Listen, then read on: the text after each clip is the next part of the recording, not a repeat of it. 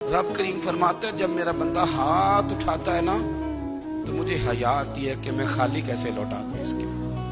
इतने बड़े बादशाह की बारगाह में, ओ भाई, लोगों से इज्जतें तलाश करते हो तो वो क्या तुम्हें इज्जत देंगे? वो तो कल अच्छा कहते हैं, परसों बुरा कहने लग जाते हैं। लोगों के सामने गुड बुक में आना चाहोगे तो वो तो सवेरे तुम्हारे बारे में कुछ कहेंगे, शाम कुछ और कहेंगे। अपनी रूहानी जिंदगी आबाद करें, अपने मुसल्ले को वक्त दें और दुनिया से छुप कर, इस मोबाइल को बंद करके और अपने आप से भी छुप के और तन्हा होके छुपा के सारा कुछ अपने आंसू अपने रब की बारगाह में पेश करें, उसके हुजूर हाजिरी दें। सुनो ना तिरमिज़ी की हदीस, और इसे याद रखना।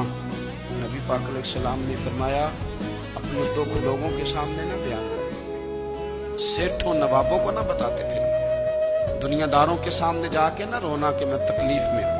और मैं अगर दुनियादारों को दुख बताओगे, रब तुम्हें कभी गनी नहीं करेगा। और लोग हैं कि उल्टा मजाक उड़ाएंगे,